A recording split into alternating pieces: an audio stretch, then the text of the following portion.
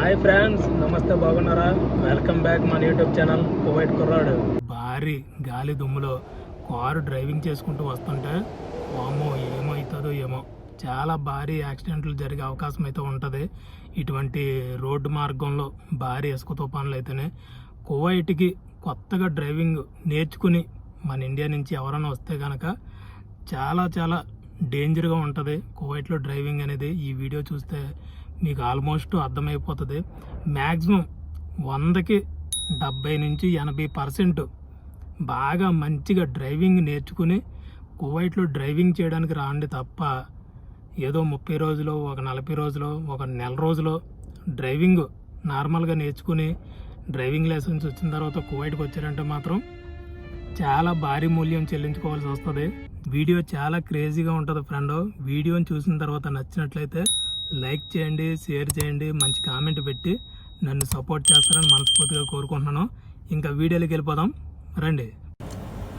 కువైట్లో దాదాపుగా 4 రోజుల నుంచి భారీ గాలి దుమ్ము, భారీ ఎండలు మామూలుగా లేవు, చాలా దారుణంగా అయితే ఉన్నాయి.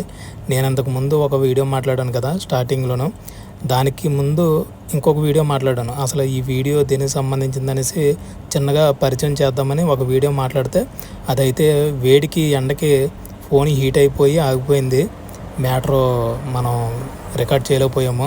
చాలా దారుణంగా ఉంటుంది సిచ్యువేషను. ఇలా బయట వ్లాగులు చేయాలన్నా, కారులో కూర్చొని మాట్లాడాలన్నా కూడా చాలా దారుణంగా ఉంటుంది. వీడియో అనేది మనం రికార్డ్ చేయలేకపోతున్నాం. చూడండి ఫ్రెండ్స్, కువైట్లో ఎంత డేంజర్గా ఉంటుందంటే డ్రైవింగ్ అనేది చాలా డేంజరు. కారు నడపాలన్నా, బస్సు నడపాలన్నా, లారీ నడపాలన్నా, బండి నడపాలన్నా చాలా డేంజర్గా ఉంటుంది కువైట్ రోడ్లలోనూ. అసలు ఇటువంటి డేంజర్ రోడ్లలో పైగా ఇసుక తుఫాన్లో ఇంకెంత డేంజర్గా ఉంటుందో చూడండి. అసలు ఇంతలాగా ఉంది డేంజర్గాను. మీకు క్లారిటీగా కనపడుతుందో లేదో తెలియదు కానీ చాలా దారుణంగా ఉంది సిచ్యువేషన్ అయితేనే. ఆ ఎడారిలో నుంచి ఇసుక అనేది మొత్తం రోడ్డు వైపు వచ్చేస్తుంది. అయినా కూడా చాలా ర్యాష్గా వెళ్తున్నాయి చూడండి బండ్లు. కువైట్ హైవే రోడ్ల పైన 120 స్పీడ్ లిమిట్లో వెళ్ళాలి. నేను వచ్చేసి 110 స్పీడ్ లిమిట్లో అయితే వెళ్తున్నాను. ఈ వీడియోని రా వీడియో కింద పెట్టేస్తున్నాను, అంతేకాని ఈ వీడియోని స్పీడ్కి పెంచడం కానీ, వీడియోని స్లో తగ్గించడం కానీ ఏమీ చేయట్లేదు.